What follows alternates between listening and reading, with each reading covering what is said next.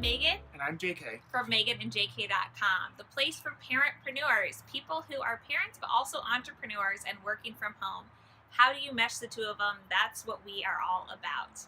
So, have you ever been afraid of looking foolish when you start something new? Today we're going to talk about how to overcome that fear. Looking foolish, looking dumb, when you start a new project, side gig, or business. I myself don't struggle with this. Just not something that crosses my mind. I chopped down that tree over there by hand, and hundreds of people drove by and literally pointed and laughed. But then it came down, and I laughed at them. This is something that I do struggle with because I don't always like being the one to start new things. I'm wondering, like, what are people going to think? And that's why we're a good pair, because he always does the crazy stuff and doesn't worry about it, and I try to rein him in, and he helps set me loose. But for you, if you are all on your own and not sure how to balance, taking risks without looking foolish, we have two tips for you. The first one is how to kind of mitigate that looking foolish as you start down the road. And then the second one is how to get in your mind, get a mindset to get over that fear. Step one in getting over your fear of looking foolish is to ask advice. Ask advice from trusted people who are a few steps ahead of you, or many steps ahead of you, to see what works and what doesn't, what pitfalls they'd avoid, and just basically any information you can get. You don't always have to take that advice, and also make sure that they're trustworthy people. Don't just post it on social media, because you'll invite advice from tons of people who are not qualified, and ultimately they're not going to hold you accountable at all. The other thing about social media that we want to bring up is if you don't want to look foolish and you're getting ready to start a new idea, kind of keep it private for a small window of time while you get advice from trusted people. Don't just start posting on social media, hey, I'm getting excited about these new goals for 2018, or can't wait to tell you about the new big thing that I'm doing. Rein yourself in a little bit, do a little bit of research, get a little bit of advice, and that will definitely help you from looking foolish down the road if it fails, or keep you from taking some of those missteps. Another little hack to go along with this, go back and check out our accountability partner video. We'll link to it down below. But you can use a lot of the same people to fill a couple different roles. They can give you advice and also hold you accountable, and you can do the same for them. Yes.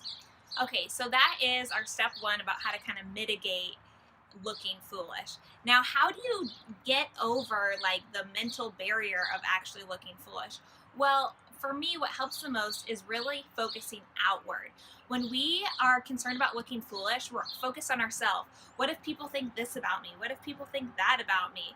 What if, and it's all about me, me, me, me, me. But when you focus outward, it helps you let go of some of that egocentric thinking that is perpetuating your fears. So consider, if I were to take this risk or take this step, who is it going to help? Who would it benefit? It could benefit, if you're a personal organizer, it benefits people getting their house clean. It could benefit your family. It could give you more financial resources or flexibility to stay at home with your kids or go to Disney World or whatever it is. So start looking out. How can you help your clients? How can help your family? Yep. Making a list of these things is very helpful too, because you can see it on a sheet of paper. Here are the people that I can help. And I'll tell you what, when you are helping people and I'm actually doing a good thing, you don't really care about whether you look foolish or not. You're like, I'm doing something good, and who cares if I look silly in the process? Conversely, you can think about who the same people would not be helped if you didn't do this. If you didn't start your personal organizing business or whatever, life coaching business, there'd be a bunch of people with horribly messy houses out there that you could have otherwise helped. Or people whose lives are going down the tubes that you could help them avoid pitfalls. So remember, when you are starting to worry about looking foolish and it's preventing you from moving forward and accomplishing some of your goals, go ahead and reach out to trusted people to get advice, and then think about, if you took this step, what's the best that could happen? Who could you help? And who are you hurting by not taking that leap of faith? We hope you liked this video. If you did, give it a thumbs up and subscribe to our channel. Then, if you haven't already, head over to meganandjk.com. we have a special downloadable for you if you are just stuck and having a really bad day. It's a checklist of things that you can do to get unstuck and motivated and move forward for your family and your business. Now, we want to hear from you.